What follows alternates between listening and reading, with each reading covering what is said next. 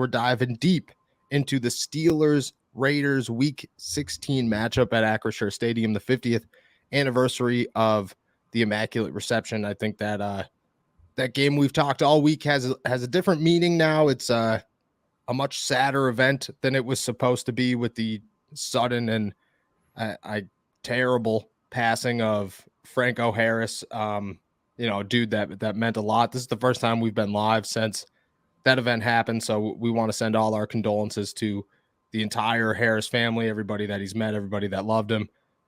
Great dude. I had the honor of meeting him a couple of times, and he was somebody that never talked like he was above anybody. You know what I mean? All the good things that you hear about Franco Harris, I witnessed in, the few times that I've met him. So very grateful for that.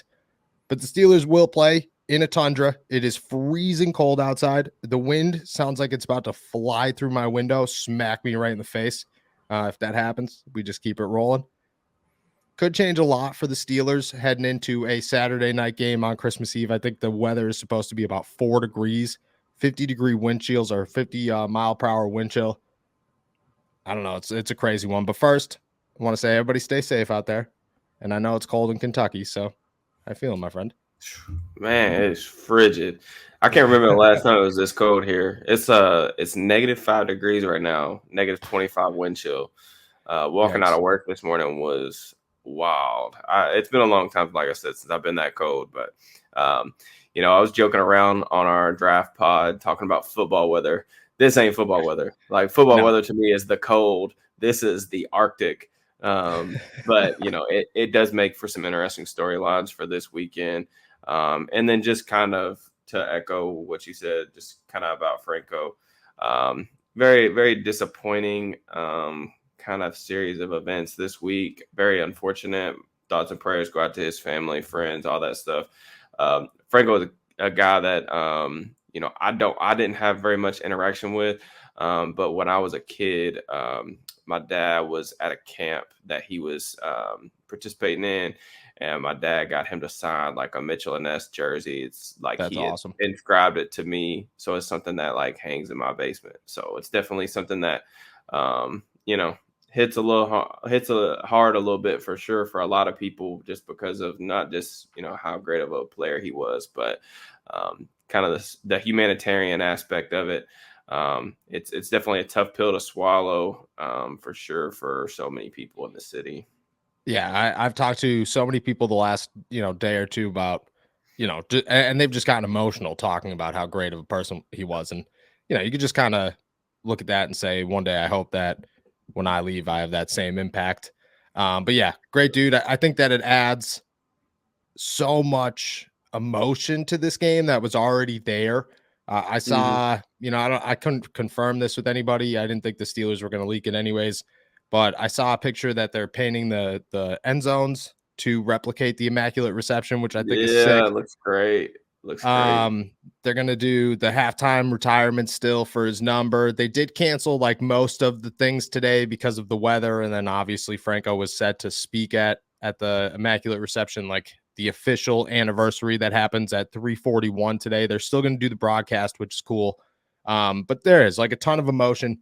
Do you think that, do you use that? I think Mike Tomlin kind of brushed that to the side and said, we're not looking for added motivation. We're professionals. But did you believe that? Or do you look at this and go, you play for Franco, that's a big night.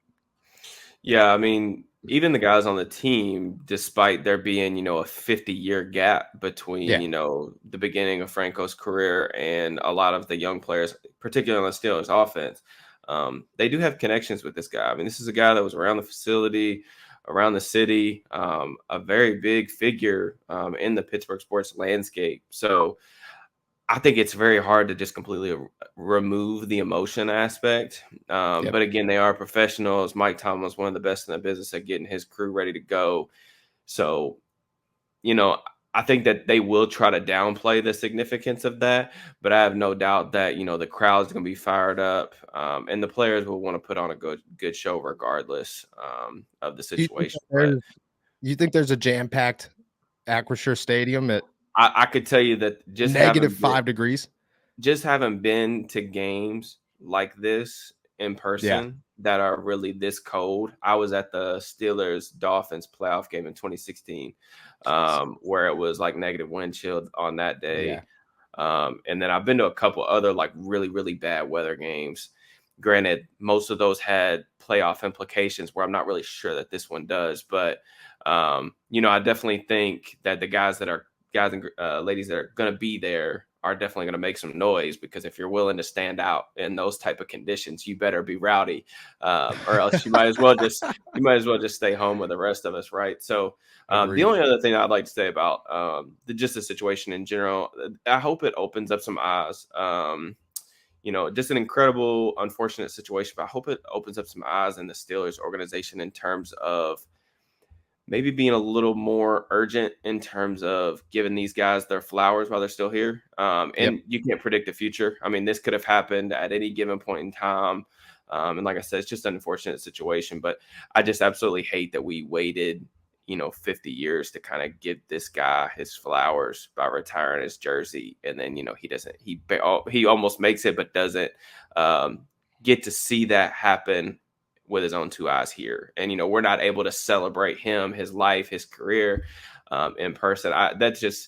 It's a very tough feeling to kind of just brush off. And I think that the Steelers, you look at their organization, Franco's obviously a big part of their history, but they've got several other big name type of guys that are kind of waiting to see if their jerseys get officially retired, even if they're not going to be handed out unofficially moving forward. But I just hope that there's a little more urgency with that moving forward. Let's do that while these guys are still around, while they're still able to be celebrated in person.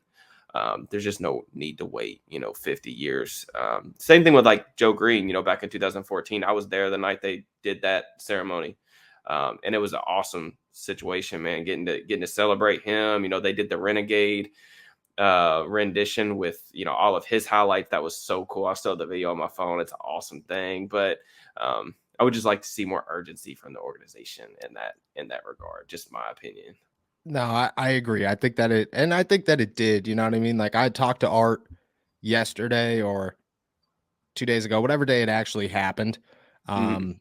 And you could tell like it was bothering him like a lot. That like, yeah, I Yeah. mean, him and Franco were very close, so obviously that was bothering him. But like, you could tell that like there was emotion behind the fact that he wasn't able to celebrate this night now. And I think it is like I think it is a change. I hope I agree with you. Like, there are a lot of guys in this organization that deserve their flowers right now. And Mhm. I also respect the Steelers and their decision to be so stern with retiring It's numbers. But selective. Yeah. yeah, but at the same time, like, maybe have those discussions 30 years after the player makes Yeah. the greatest play in franchise history instead of, 50. And I think that could come. I do think that could come.